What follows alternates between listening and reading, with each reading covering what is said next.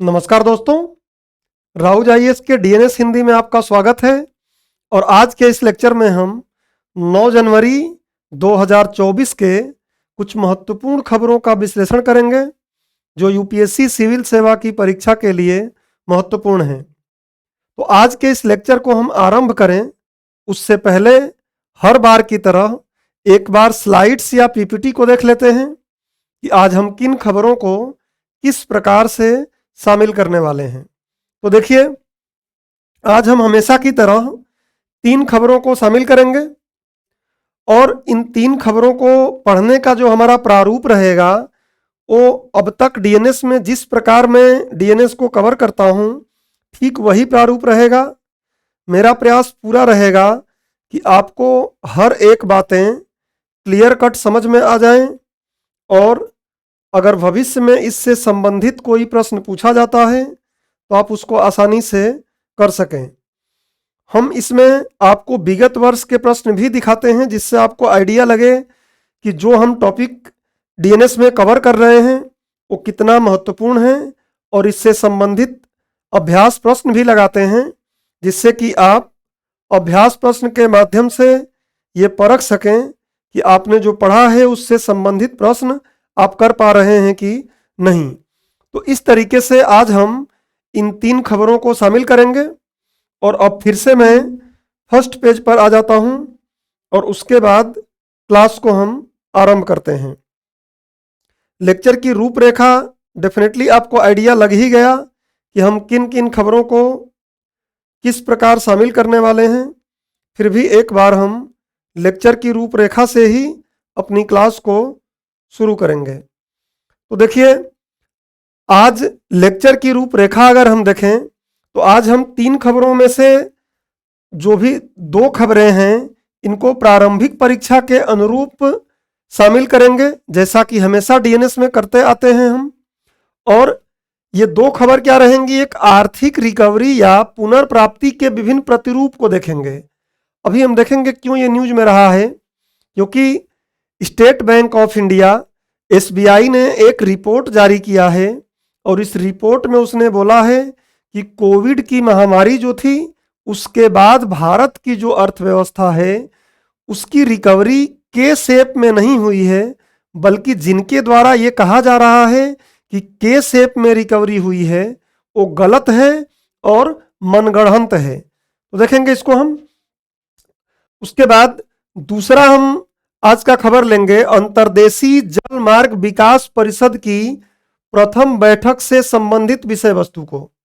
हम देखेंगे कि ये पहली बैठक अभी हुई है, इस पहली बैठक में क्या मुख्य बातें की गई हैं, और इस खबर का स्रोत हमने पीआईबी को रखा है, press information bureau of India. उसके बाद हम मुख्य परीक्षा से संबंधित एक महत्वपूर्ण खबर लेंगे जो भारत और बांग्लादेश के संबंधों पर आधारित विषय वस्तु है। आपको पता है कि बांग्लादेश में अभी आम चुनाव हुए हैं और उसमें शेख हसीना की पार्टी जो अभी वहाँ की प्राइम मिनिस्टर थी, अवामी लीग उनकी पार्टी का नाम है, हम देखेंगे उनकी पार्टी ने फिर से काफ़ी भारी बहुमत से जीत दर्ज किया है। 2/3 बहुमत लेकर उन्होंने जीता है और 300 में से लगभग 223 के आसपास उन्होंने सीट जीता है। तो काफ़ी भारी बहुमत से जीती हैं और इसका क्या भारत के लिए महत्व है, क्योंकि आपको पता है कि इससे पहले हालांकि 2009 से ये लगातार सत्ता में बनी हुई हैं बांग्लादेश के और भारत को एक मित्र के रूप में ये देखती हैं, भारत से मित्रवत संबंध बनाए रखती हैं। जबकि इससे पहले जो वहाँ की प्राइम मिनिस्टर थी खालिदा जिया, अभी हम आगे हम देखेंगे, उनके शासनकाल में कहीं ना कहीं बांग्लादेश भारत से दूर होता जा रहा है, होता जाता था उस समय, और बहुत से कुछ आतंकवाद और ऐसे एक्सट्रीमिस्ट चीज़ें वहाँ पे उत्पन्न होने लगी थी जो भारत के लिए काफ़ी खतरा था। तो इसलिए हमने इन 3 खबरों को लिया है और आज हम इसका अगर स्क्रीनशॉट लेना है तो आप ले लीजिए। और अब हम आज की पहली खबर पे चलते हैं।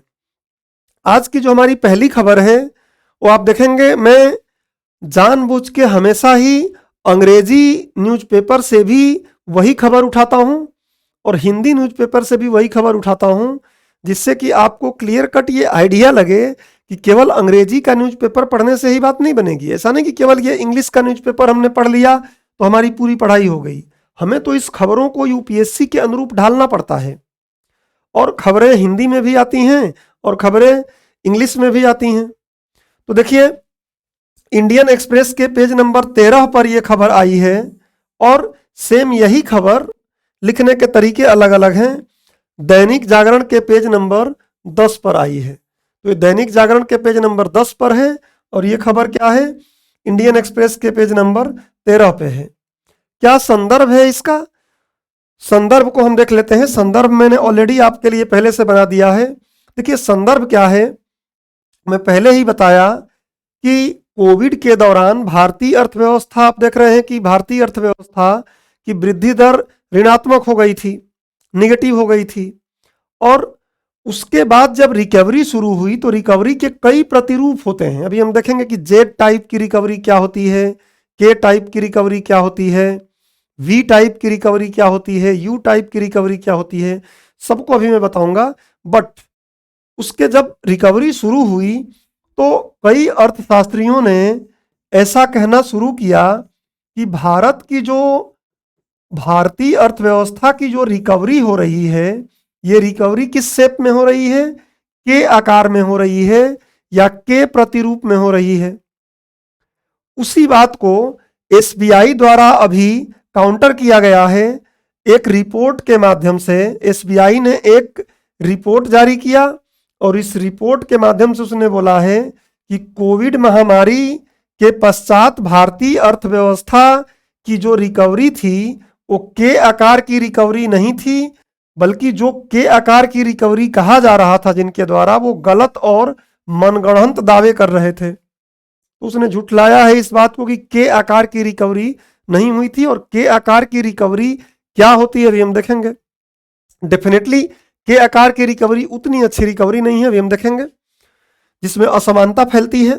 फिर उन्होंने क्या बताया कि क्योंकि भारत में उच्च कर आधार, आपको पता है कि उच्च कर आधार मतलब अधिक से अधिक लोग जब टैक्स देने लगते हैं तो हम बोलते हैं कि टैक्स बेस क्या हो गया है, बढ़ गया है। तो उच्च, और आपको पता है कि जो भारत सरकार है इसने जीएसटी के स्लैब को तर्कपूर्ण, जो आयकर के स्लैब हैं उनको तर्कपूर्ण बना के क्या किया है, तो टैक्स बेस को बढ़ाने का प्रयास किया है। तो वही बात हो रहा है कि उच्च कर आधार और निम्न आय से उच्च आयकर दायरे में आने वाले करदाता रुझान में बदलाव के कारण क्या हुई है, असमानता, आय में असमानता क्या हुई है, कम हुई है। तो ये मूल बातें हैं संदर्भ के रूप में। इसका आप एक स्क्रीनशॉट ले लीजिए, और फिर हम ये जानने का प्रयास करेंगे कि किसी अर्थव्यवस्था के रिकवरी के विभिन्न प्रतिरूप क्या होते हैं, अलग अलग पैटर्न क्या होते हैं। तो देखिए, इससे संबंधित पीटी में भी प्रश्न पूछा जा सकता है और मुख्य परीक्षा में भी। हालांकि आज जो हम शामिल कर रहे हैं इसे प्रारंभिक परीक्षा के दृष्टिकोण से शामिल कर रहे हैं, जिससे कि आपको सारे जो टर्मिनोलॉजी है इसका मतलब समझ में आ जाए। तो देखिए, सबसे पहला क्या है, के शेप रिकवरी, और इसी को पहले हम समझ लेते हैं क्योंकि न्यूज में इसी की बात हुई है।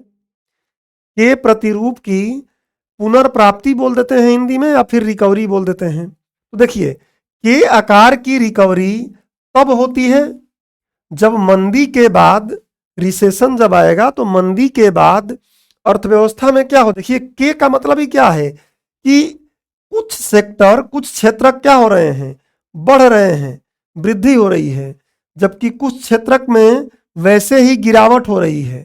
अभी तो इसको के आकार का ये बन रहा है। और आप देखिए न्यूज में भी जो दैनिक जागरण वाला न्यूज लगाया हुआ है, बड़ा स्पष्ट इस बात को समझाया हुआ है। अगर आप देख पा रहे होंगे तो यहाँ बता रहा है कि तकनीकी और बड़ी कंपनियां क्या हो रही हैं, देखिए बढ़ रही हैं।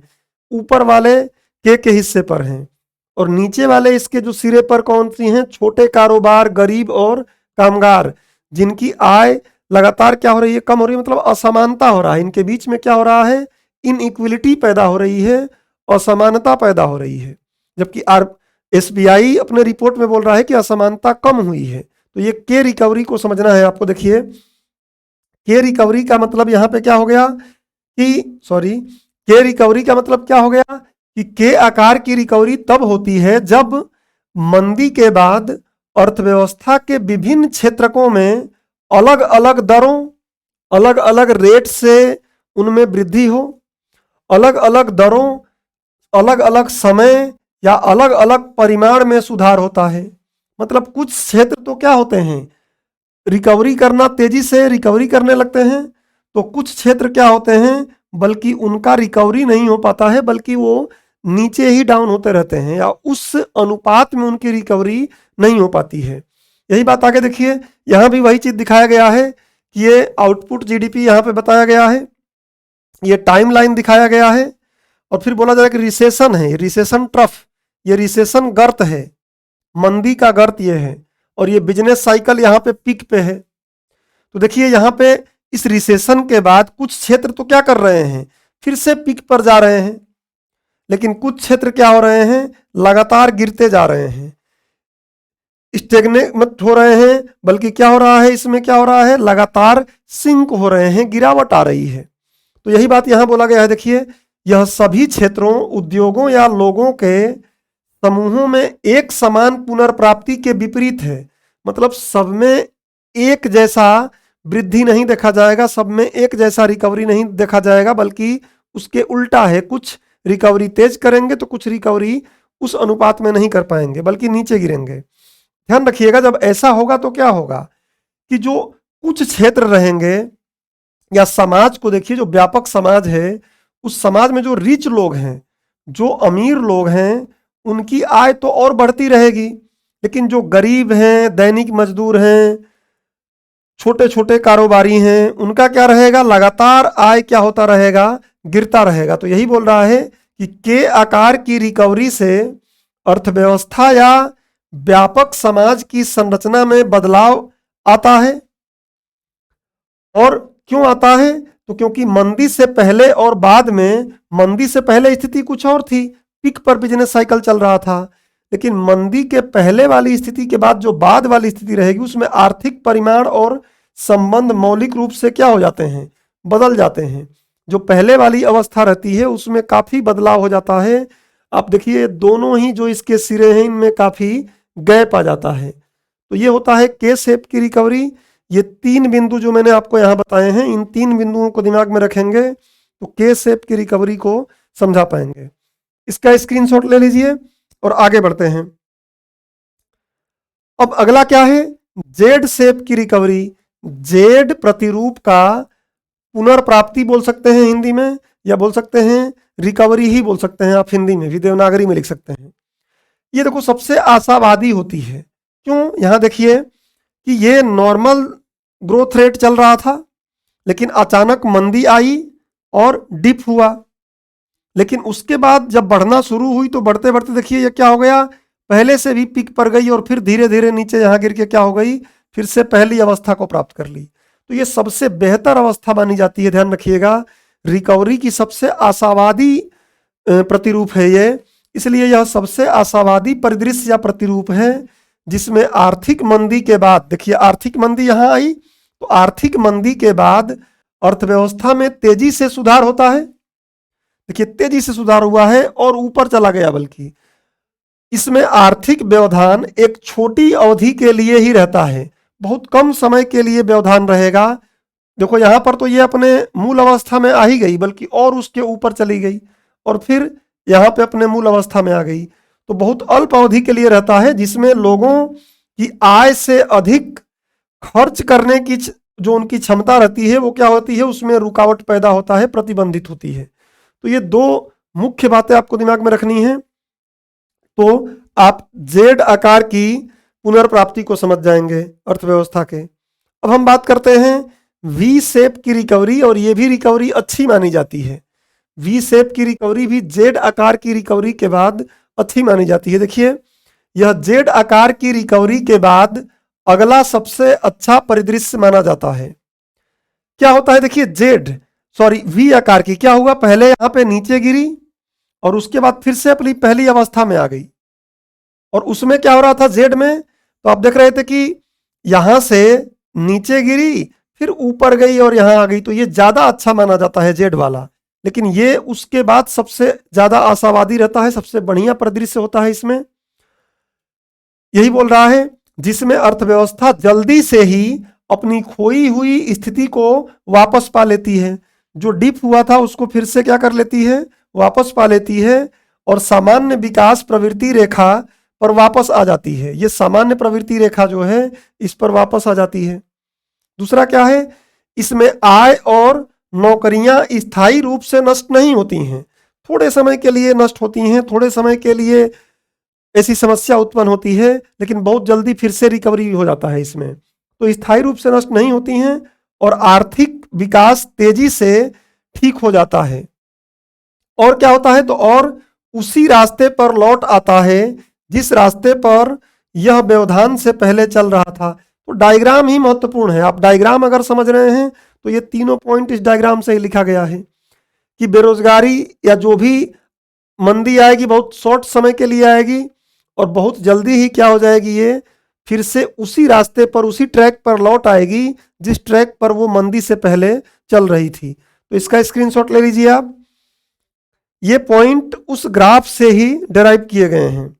अब अगली बात आती है यू शेप्ड रिकवरी, और ये अच्छी रिकवरी नहीं मानी जाती है, ध्यान रखेंगे।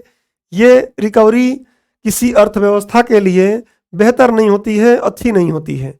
यू शेप देखिए कितना लंबे समय तक क्या कर रही है, यहाँ से डिप हुआ है, रिसेशन हुआ और फिर धीरे धीरे धीरे धीरे बहुत धीमे धीमे बढ़ रही है, बहुत ज़्यादा समय ले रही है अपने पुनः अवस्था में। जो प्रारंभिक अवस्था है उस प्रारंभिक अवस्था में आने में काफ़ी ज़्यादा समय ले रही है और इसलिए इसको बहुत अच्छा नहीं माना जाता है। और ये जो लाइन है यहाँ पे प्री कोरोना बेस लाइन बोला जा रहा है, मतलब उसकी जो प्रारंभिक अवस्था थी। सब कुछ कोरोना के ही, आपको पता है कि इकोनॉमिक सर्वे ने भी इस तरीके से चीज़ें बताया था कि किस प्रकार से हमारी रिकवरी हो रही है। उसके बाद से ये चीज़ें कुछ ज़्यादा ही चलने लगी कि किस शेप में अर्थव्यवस्था की रिकवरी हो रही है। देखिए इसमें क्या होता है, यू आकार की जो पुनर्प्राप्ति होती है, रिकवरी होती है, यह एक ऐसा परिदृश्य है जिसमें अर्थव्यवस्था मंदी के बाद धीरे धीरे सामान्य स्तर तक बढ़ने से पहले कुछ समय के लिए कम विकास दर के आसपास संघर्ष करती है। यहाँ आना चाहती है ये, लेकिन देखिए लगातार धीरे धीरे लंबा समय ले रही है यहाँ तक पहुँचने के लिए। तो यहाँ पे क्या हो रहा है, संघर्ष चल रहा है अर्थव्यवस्था का, काफ़ी संघर्ष के बाद यहाँ पहुँचती है। इस स्थिति में कई नौकरियां चली जाती हैं। अब इतना लंबा समय लेगा तो नौकरी तो जानी ही है और लोगों की बचत पर संकट आ जाता है। जो लोग बचत किए रहते हैं उससे फिर उनका खाना पीना शुरू हो जाता है। हालांकि रिच लोगों के लिए तो फिर भी ठीक है, लेकिन जो निचले तबके के लोग हैं उनके लिए बहुत मुश्किल हो जाता है। और फिर क्या है बात, यदि यह प्रक्रिया अवधि लंबी समय तक खिंच जाती है तो यह लंबी यू आकृति उत्पन्न करती है। जितना लंबा खींचेगा उतना बड़ा यू बनेगा, और अगर लंबी खींचेगी तो ये यू और क्या हो जाएगा, यहाँ से और ज़्यादा लंबा जाएगा। और ये किसी अर्थव्यवस्था के लिए बेहतर सिनेरियो नहीं होता है, बेहतर परिदृश्य नहीं होता है। तो जो कुछ भी लिखा जा रहा है इस डायग्राम को देख के लिखा जा रहा है। आप इसका स्क्रीनशॉट ले लीजिए। और मैं इसमें एड ऑन नहीं किया था, तब भी आपको स्क्रीनशॉट के लिए मैंने समय शुरू में दे दिया है स्क्रीन, इसलिए पहले मैं स्लाइड्स आपको दिखाता हूं। अगली बात आती है डब्ल्यू शेप्ड रिकवरी। ये रिकवरी भी और खतरनाक होती है, रिकवरी बहुत ही ज़्यादा नुकसानदेह होती है। देखिए क्या हो रहा है, पहली बात तो ये क्या हो रही है, यहाँ पे डिप हुआ, मंदी में गई अर्थव्यवस्था, फिर धीरे धीरे उठने का प्रयास की, उठने का प्रयास की, उठने का प्रयास की, अपने प्रारंभिक अवस्था तक आने का प्रयास कर रही है। तब तक फिर एक बार रिसेशन आ गया। इसको डबल डीप रिसेशन भी बोल देते हैं लोग, कि डबल डीप रिसेशन जब होता है तब ये स्थिति आती है।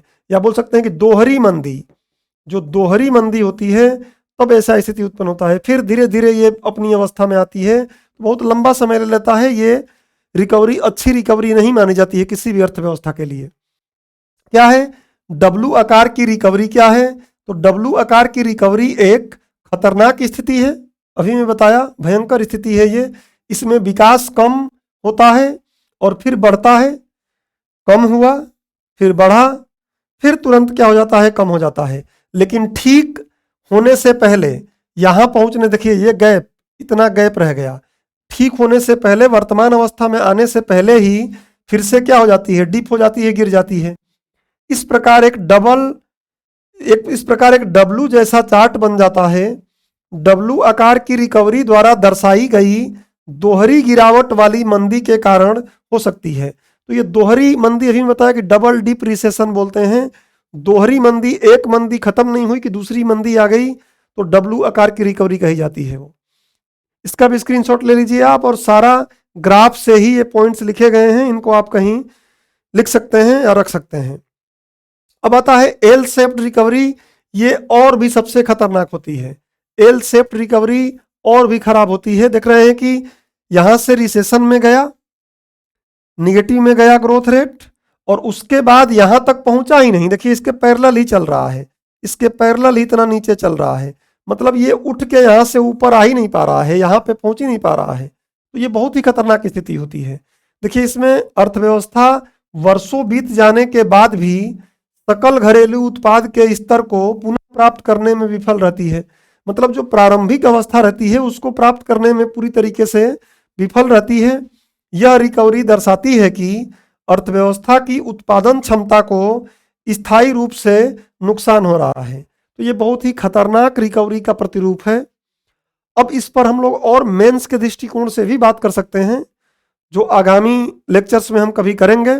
अभी हमने पीटी के तरीके से ये सारे जो बातें थी, अलग अलग प्रतिरूप था, उसको मैंने आपको समझा दिया।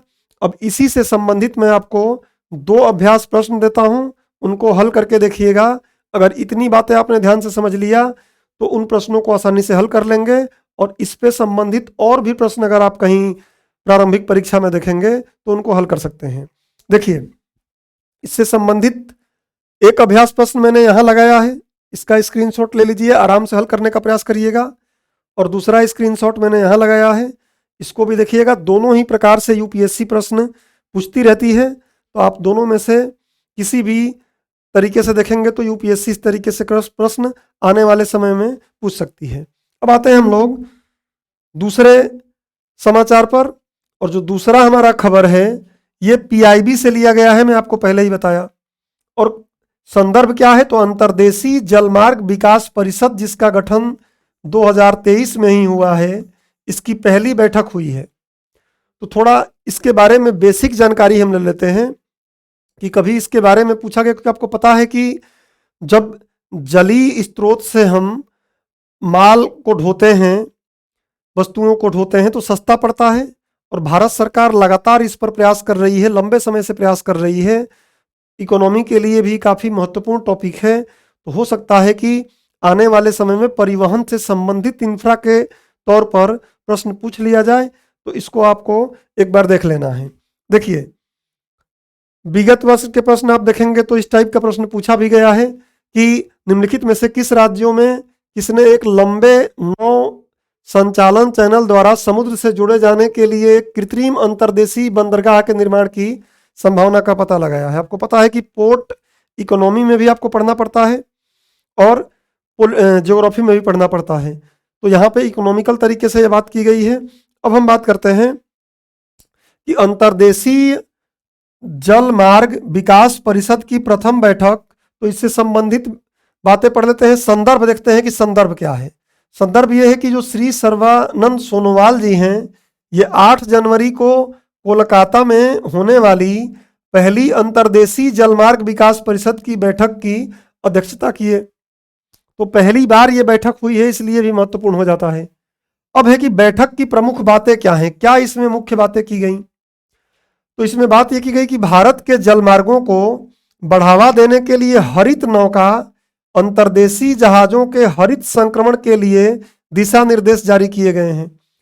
हरित नौका पहल शुरू किया गया है।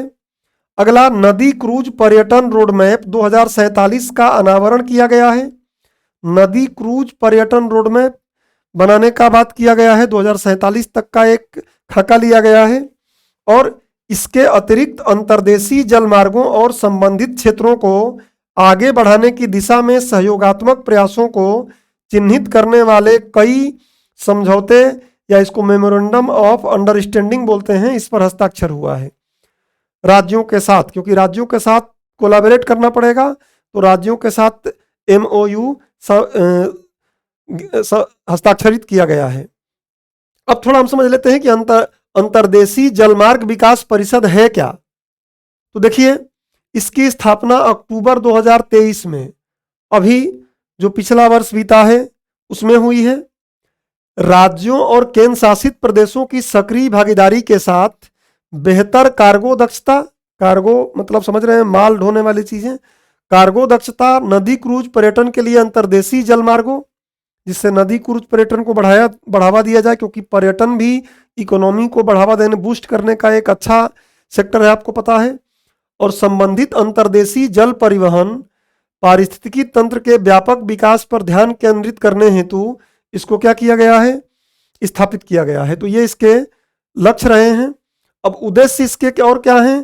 तो इसका उद्देश्य यह है कि मैरीटाइम इंडिया विजन जो 2030 है, इसमें उल्लिखित लक्ष्यों के अनुरूप अंतर्देशीय इनलैंड जो अंतर्देशीय जल परिवहन है को मौजूदा हिस्सेदारी 2% है, उसको बढ़ाकर 5% करना है 2030 तक।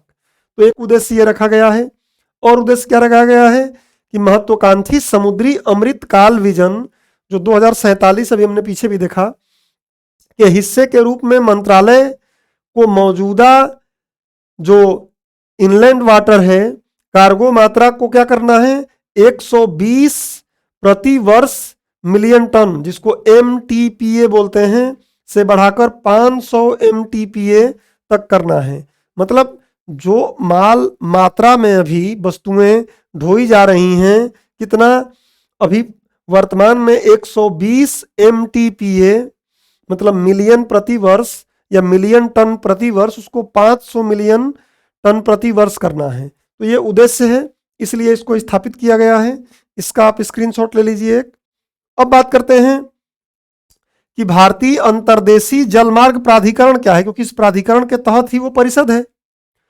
तो इस प्राधिकरण के बारे में अगर आप देखें तो यहाँ पे देखिए कि यह एक वैधानिक निकाय है। वैधानिक निकाय मतलब कानून पारित करके बना है। और वो कानून क्या है, आपके मन में प्रश्न आ जाए तो पूरा यही लिखिएगा, भारतीय अंतर्देशीय जलमार्ग प्राधिकरण अधिनियम आगे लगा दीजिएगा, अधिनियम 1985, अधिनियम 1985। तो इस अधिनियम के द्वारा इसको स्थापित किया गया। 85 का अधिनियम है, लेकिन स्थापित किया गया किसमें? अक्टूबर 1986 में। मुख्यालय इसका नोएडा में है, उत्तर प्रदेश, आपको पता ही है। इसका कार्य और उत्तरदायित्व क्या है? तो शिपिंग और नेविगेशन के लिए अंतर्देशीय जलमार्गों के विकास और विनियमन के लिए जिम्मेदार है ये। और दूसरा क्या है? तो यह मुख्य रूप से शिपिंग मंत्रालय से अनुदान के माध्यम से राष्ट्रीय जलमार्गों पर अंतर्देशीय जल परिवहन, बुनियादी ढांचे के विकास और रख रखाव के लिए कार्य करता है। तो इसका कार्य है। अब हमने यहाँ पे देखा कि क्या लिखा हुआ है कि अंतर्देशीय जल परिवहन। अब अंतर्देशीय जल परिवहन की बात करेंगे तो राष्ट्रीय जल मार्ग भी बनाए गए हैं। आपको पता है कि राष्ट्रीय राजमार्ग हैं, तो राष्ट्रीय जल मार्ग भी बनाए गए हैं, जिसमें से बहुत से तो प्रस्तावित हैं और कुछ अभी क्या है, संचालित हैं, चल रहे हैं। राजमार्ग पर यूपीएससी प्रारंभिक परीक्षा में पहले प्रश्न पूछ चुका है, तो इस पर भी शायद पूछ ले प्रश्न आने वाले समय में। तो कुछ का मैंने नाम लिख दिया है, बाकी सारा आपको याद करने की जरूरत नहीं है। जैसे पहला है राष्ट्रीय जल मार्ग 1, यह भारत में सबसे लंबा राष्ट्रीय जल मार्ग है। प्रयागराज से हल्दिया तक जाता है, 1620 किलोमीटर है और गंगा नदी पर है ये। ऐसे ही राष्ट्रीय जल मार्ग 2 है, सदिया से धुबरी तक है, ब्रह्मपुत्र नदी पे। आपको पता है कि ये न्यूज में भी काफी रहता है, ये प्रचलित है। राष्ट्रीय जल मार्ग 3 कोल्लम से कोट्टपुरम तक है। राष्ट्रीय जल मार्ग 4 काकीनाडा से पौंडीचेरी तक है। और फिर एक एक करके पूरे तो लिखूंगा नहीं मैं, तो कुछ और जो प्रस्तावित है। राष्ट्रीय जल मार्ग 100 गुजरात और महाराष्ट्र के तापी नदी पर प्रस्तावित है। ऐसे ही राष्ट्रीय जल मार्ग 111 जुआरी, गोवा में आप देखेंगे तो जुआरी नदी है, जुआरी सर्वोंडेम ब्रिज से मारमा गांव बंदरगाह जुआरी नदी पर ही है। तो ये कुछ राष्ट्रीय जल मार्ग हैं जिनके बारे में आप एक बार देख लीजिएगा, और बाकी सारे याद करने की जरूरत नहीं है, जो न्यूज में बने रहते हैं उनको हमें देखना होता है। इसका स्क्रीनशॉट ले लीजिए आप। अब हम इससे जुड़ा कुछ मैप भी आपको लगा दिए हैं, जिसको आप देख सकते हैं कि नेशनल वाटरवेज से जुड़ा ये पूरा जितना भी 4503 किलोमीटर के बारे में कितने स्टेट में है, तो 15 स्टेट में है। इसको आप आराम से देख लीजिएगा एक बार। और ऐसे ही जो नेशनल वाटरवे 1 है, इसके बारे में डिटेलिंग से चीज़ें दिखाई गई हैं कि कहाँ से कहाँ होकर जाता है। जैसे गंगा, भागीरथी, हुगली रिवर सिस्टम बोलते हैं इसको हम। यूपी में जैसे इलाहाबाद, वाराणसी, बलिया, बिहार में बक्सर, पटना, ऐसे अलग अलग जगहों पे जो इसमें शामिल हैं जगह, उनके बारे में भी बताया गया है। इसको एक बार आप आराम से देख लीजिएगा। और उसके बाद इससे संबंधित एक अभ्यास प्रश्न है, उसको करने का प्रयास करिएगा, आराम से हो जाएगा अगर आपने इतनी बात सुन लिया है तो। अब हम बात करेंगे, एक और अभ्यास प्रश्न इस पर है, इसको भी हल करने का प्रयास करिएगा। आज हमने अभ्यास प्रश्न दोनों ही प्रारंभिक परीक्षा के, क्योंकि प्रारंभिक परीक्षा करीब आ रहा है, तो प्रारंभिक परीक्षा के जो आर्टिकल हैं उन पर हमने अभ्यास प्रश्न दो दो लगा दिए हैं। अब आते हैं मुख्य परीक्षा से संबंधित विषय वस्तु पर। और मुख्य परीक्षा से संबंधित विषय वस्तु में पहले आपको बताया कि बांग्लादेश में चुनाव हुआ है, और बांग्लादेश के चुनाव में थोड़ा सा इसके संदर्भ में मैं आपको चलूं। देखिए हुआ क्या है कि अगर हम बांग्लादेश को समझने का थोड़ा प्रयास करें, अब पूरा तो हम इस पर डिटेलिंग करेंगे नहीं, बट समझिए कि बांग्लादेश को अगर समझने का प्रयास करें आप, तो बांग्लादेश क्या था, एक तरीके से पहले पूर्वी पाकिस्तान था। पहले इसको पूर्वी पाकिस्तान बोलते हैं, और पीछे चले जाएंगे आप तो अखंड भारत के हिस्से थे ये। आपको पता है कि बंगाल विभाजन के माध्यम से ही पश्चिम बंगाल और पूर्वी बंगाल बना था, तो उतना डिटेलिंग में हम नहीं जाएंगे, वो फैक्ट वाली चीज़ें आपको ऑलरेडी पता है। तो पूर्वी पाक इसको कहा जाता था, लेकिन अंततः जब पश्चिमी पाक, जो आज का पाकिस्तान है, वो जब इन लोगों पर, क्योंकि ये बंगाली लोग थे, ज़्यादा बंगाली नस्ल के थे, तो इन पर जुर्म किए जाना लगा।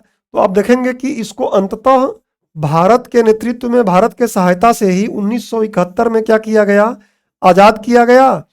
और आज़ाद जब इसको किया गया तो भारत पहला देश था जो इसको सबसे पहले मान्यता दिया और राजनयिक संबंध भी इससे स्थापित किया। अब थोड़ी बात आती है कि बाद में आप देखेंगे कि वहां पर, अब वर्तमान की हम बात करें, पास्ट की बातों पे नहीं जाएं, आपको पता है कि सेना का कूप हुआ, वहां पर शेख मुजीबुर रहमान की हत्या की गई। शेख मुजीबुर रहमान की दो बेटी थीं और वो इंडिया में थीं, जिनमें से एक शेख, आपको पता है हसीना जो वहाँ की प्राइम मिनिस्टर हैं, वो बच गई, नहीं तो वो भी नहीं बची होती, पूरा परिवार को मार दिया गया था। खैर वो पूरी कहानी हम लोग, स्टैटिक चीज़ें हैं, आप देख लीजिएगा। तो बांग्लादेश में आज पार्टी की बात हम देखें तो मुख्य रूप से दो पार्टियों के बीच बात चलती है, बाकी तो 3 पार्टी मुख्य रूप से वहाँ पे हैं। तो 2 पार्टी में एक पार्टी कौन सी है, एक है Bangladesh nationalist party, nationalist party, जिसको क्या कहा जाता है, बीएनपी कहा जाता है। और इसकी स्थापना किसने किया था, जिया उर रहमान ने। किसने किया था, जिया उर रहमान ने किया था। और बाद में इनकी वाइफ जो थी, जिनका नाम है खालिदा जिया, बाद में जो इनकी वाइफ थी खालिदा जिया, ये खालिदा जिया बांग्लादेश की प्राइम मिनिस्टर भी रहीं, और इनके समय काल में ही भारत के लिए चुनौतियां पैदा हुई थी 2009 से पहले। खालिदा जिया अब 2018 से ये क्या हैं, 17 साल के लिए भ्रष्टाचार के कारण जेल में डाल दी गई हैं। तो अभी प्रेजेंट में ये कहाँ है, जेल में है। और इन्होंने क्या किया था, जो वर्तमान चुनाव है, हर चुनाव का ही ये लोग बहिष्कार करते हैं। अक्सर ये चुनाव का बहिष्कार करते हैं कि निष्पक्ष चुनाव नहीं हो रहा है, और बहिष्कार कर देते हैं।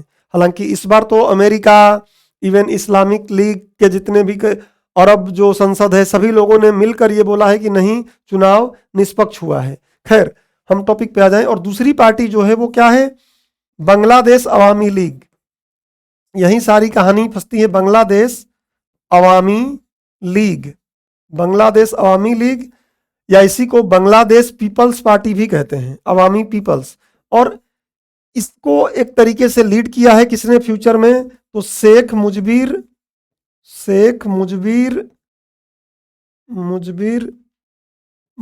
रहमान बोलते हैं, मुजीबुर रहमान, शेख मुजीबुर रहमान।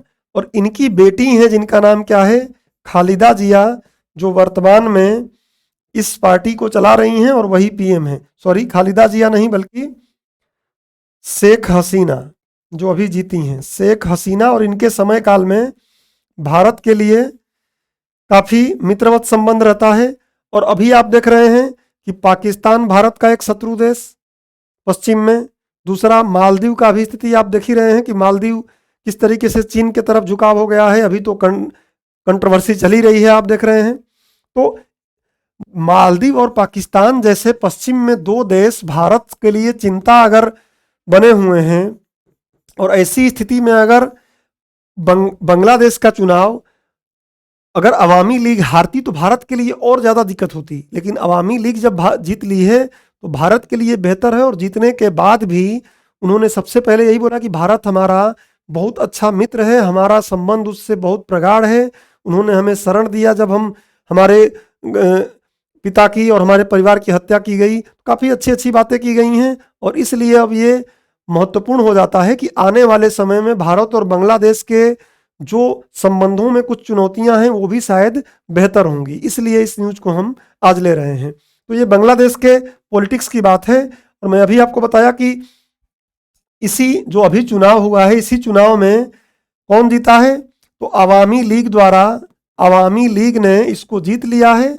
और काफ़ी अच्छे, मतलब 2/3 सीट से इन्होंने इसको जीत लिया है। 300 सीट वहां पे है, जिसमें से 299 सीट पर मतदान हुआ था, और इसमें से लगभग 223 सीट, वो एग्जैक्ट आपको याद करने की जरूरत भी नहीं है, बट 223 सीट इन्होंने क्या कर लिया है, जीता है। तो काफी बहुमत से जीता है। और जो बहिष्कार कर रहे थे कि ये निष्पक्ष चुनाव नहीं है और ऐसा भारत ने इसमें ये किया है वो किया है, ऐसी बातें चल रही थी, उसमें अमेरिका और इवन रूस, इसके अलावा जो अरब कंट्री के देश हैं ये सब बोले हैं, अरब के देश जो हैं, और भी इस्लामिक सहयोग संगठन जो हैं, प्लस पर्यवेक्षक आए थे ऑस्ट्रेलिया वगैरह से, ये सब ने बोला है कि क्या रहा है, चुनाव निष्पक्ष रहा है। तो भारत के लिए काफ़ी बेहतर है। अब हम भारत और बांग्लादेश के संबंधों की बात कर लेते हैं कि भारत और बांग्लादेश के संबंध कैसे रहे हैं, क्या सकारात्मक पक्ष है, क्या चुनौतियां हैं। और जब भारत के लिए सकारात्मक पार्टी वहां चुनाव जीत गई है तो डेफिनेटली आने वाले समय में भारत और बांग्लादेश के जो संबंध हैं, उन संबंधों में जो चुनौतियां हैं वो भी डेफिनेटली अच्छा होंगी। तो अब समझते हैं हम इसको। अगर आपने कंटेक्स्ट को समझ लिया है, आप चाहें तो स्क्रीनशॉट ले लीजिए, और कंटेक्स्ट को अगर आपने समझ लिया है तो अब हम बात करते हैं।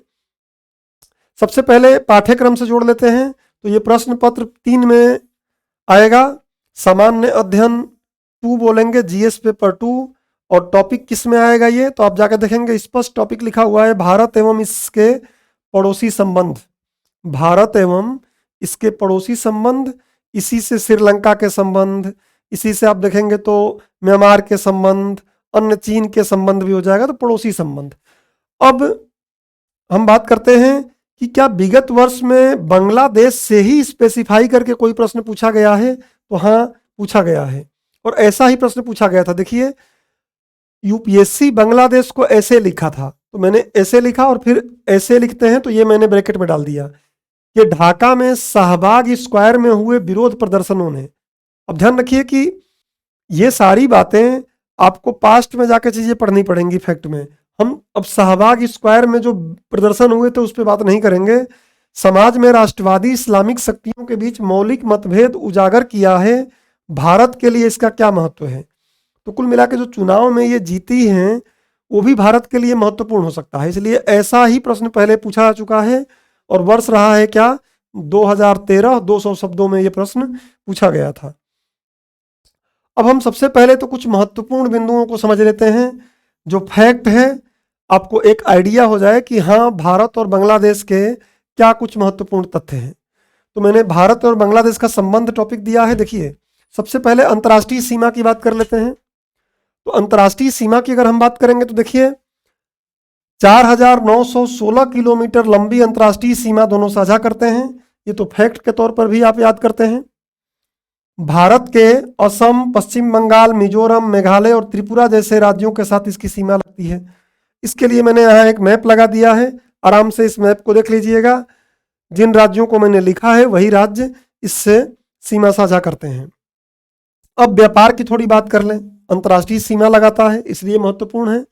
जिन देशों से हमारी अंतर्राष्ट्रीय सीमा लग रही है उनसे तो हमारा संबंध मधुर होना ही चाहिए। पाकिस्तान हमारे लिए बहुत बड़ी चुनौती है, बट चीन भी चुनौती है। अब देखिए व्यापार, बांग्लादेश दक्षिण एशिया में भारत का सबसे बड़ा व्यापारिक भागीदार देश है। न्यूज पढ़ेंगे तो उसमें भी लिखा हुआ है। वर्तमान में द्विपक्षीय व्यापार 18.2 अरब डॉलर का हो गया है, तो ये अच्छी बात है। इवन भारत के लिए भारत जो निर्यात करता है ना, तो पूरे विश्व में चौथे नंबर पे सबसे ज्यादा निर्यात कहाँ करता है? बांग्लादेश में करता है। तो ये भी एक बड़ा महत्वपूर्ण बात है, इसको दिमाग में रखिएगा। और क्या है, भारत बांग्लादेश का दूसरा सबसे बड़ा व्यापारिक भागीदार भी है। तो दोनों तरफ से बातें अच्छी हैं, ऐसा भी नहीं है कि बहुत ज़्यादा दोनों में चैलेंजेस हैं व्यापार घाटा को लेकर। अब थोड़ी बात करते हैं और बातें क्या करें हम, नदियों के साझाकरण से। ये फैक्ट आपको पता रहेगा तो आप चीज़ों को बेहतर समझ पाएंगे। भारत बांग्लादेश के साथ 54 ट्रांस बाउंड्री मतलब सीमा पारीय ट्रांस बाउंड्री नदियों को साझा करता है।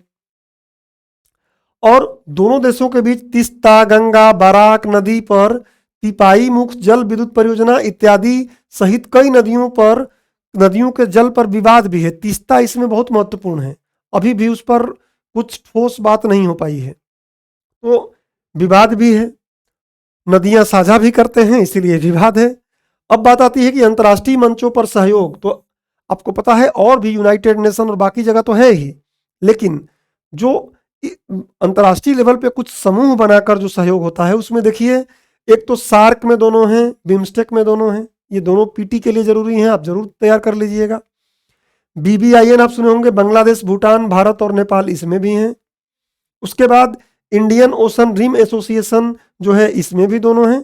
और ये सारे जितने भी संगठन मैं बोल रहा हूँ, इसको पीटी के लिए आप जरूर एक बार याद कर लीजिएगा, क्योंकि इससे संबंधित प्रश्न कभी भी पूछे जा सकते हैं संगठनों से। तो ये कुछ महत्वपूर्ण तथ्य रहे, इनको दिमाग में रख लीजिए, तो आगे हम बातों को आसानी से समझ पाएंगे।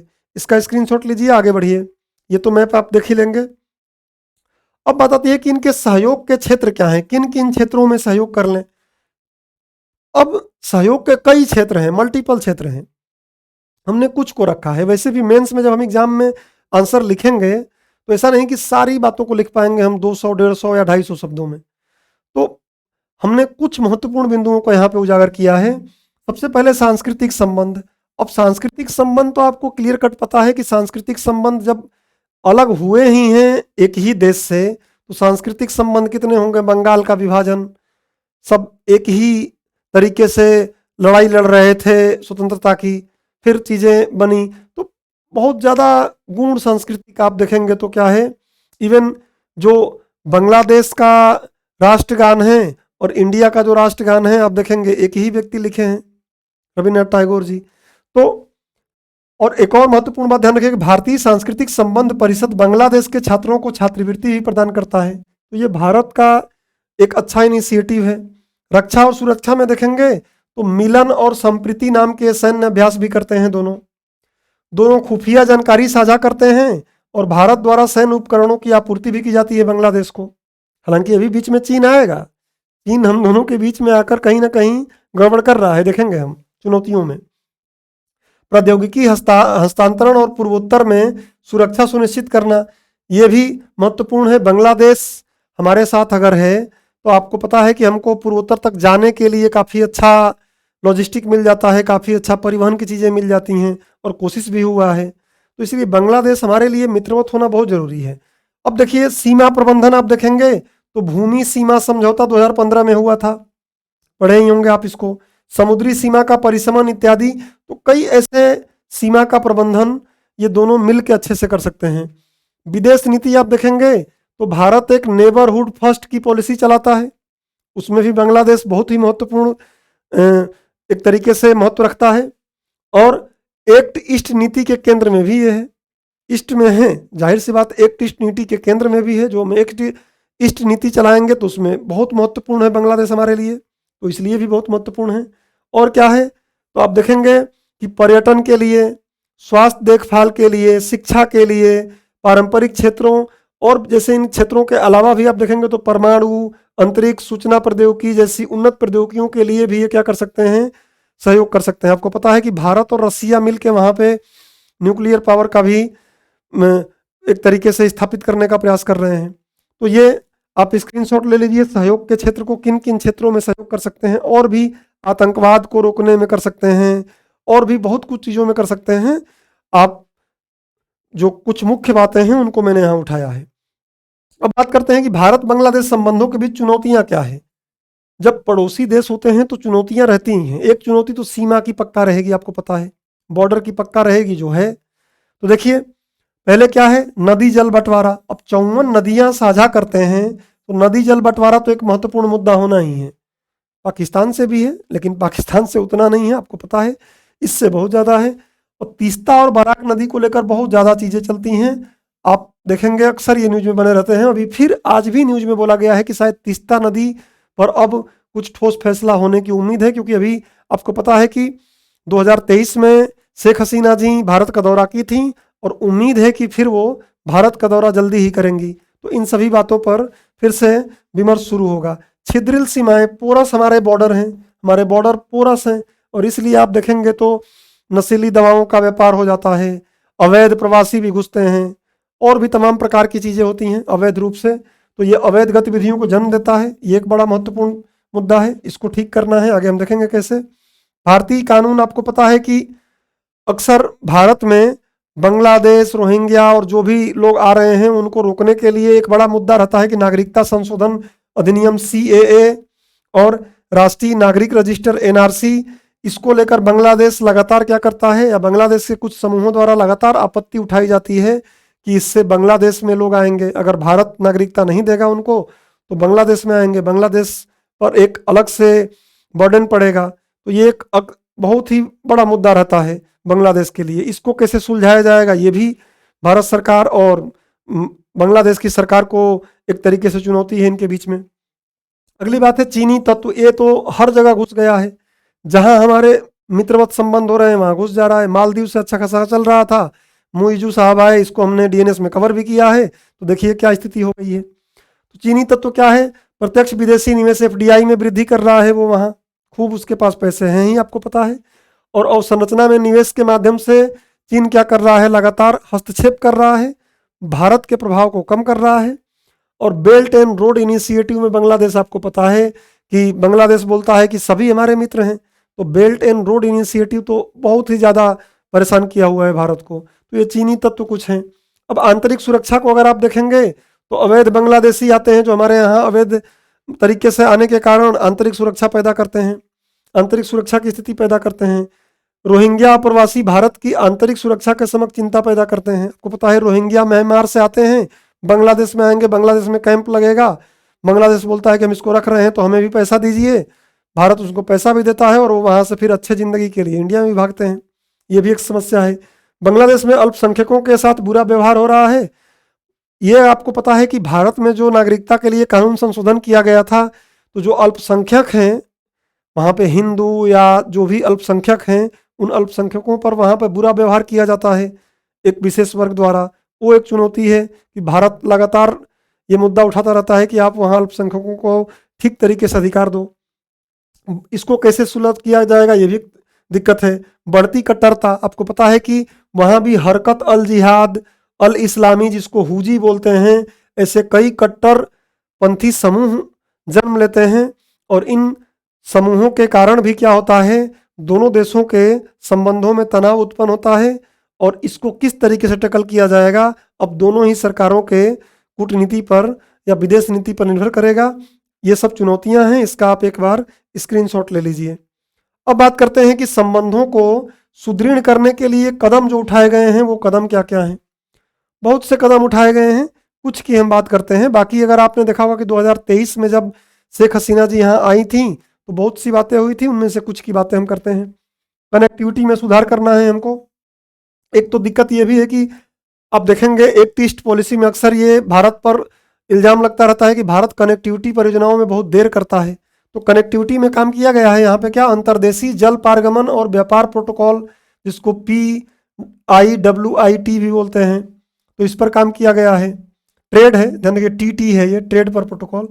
फेनी ब्रिज जैसे पुलों का निर्माण हो रहा है। तो कनेक्टिविटी बढ़ाने के लिए और भी कई प्रयास किए गए हैं। आप देखेंगे ट्रेनें चलती हैं दोनों देशों के बीच, तो और भी ये प्रयास किए गए हैं। नदी विवादों का समाधान, फेनी नदी के जल बंटवारे पर 2019 में एक समझौते पर हस्ताक्षर हुआ है, लेकिन तीस्ता, बराक, इवन जो पद्मा है, गंगा, इसको भी लेकर ऐसे बहुत से नदी, आपको 54 नदियों का जब साझाकरण है तो ये विवाद सुलझाना महत्वपूर्ण है। तो प्रयास किए जा रहे हैं ये फेनी नदी वाला। अब व्यापार के को बढ़ावा देने के लिए क्या किया गया है, सीमा शुल्क में कटौती। दूसरा चीज आप देखेंगे तो सेपा करने का प्रयास किया जा रहा है, अभी सेपा किया जाएगा, कॉम्प्रिहेंसिव इकोनॉमिक पार्टनरशिप एग्रीमेंट। आपको पता है कि इसमें वस्तु भी होता है, द्विपक्षीय व्यापार समझौता होता है, इसमें वस्तु होता है, इसमें आईपीआर भी शामिल होता है, जिसको हम बोलते हैं बौद्धिक संपदा अधिकार, ये भी शामिल होते हैं। तो और भी चीजें शामिल होती हैं। ये सेपा करने का प्रयास किया जा रहा है।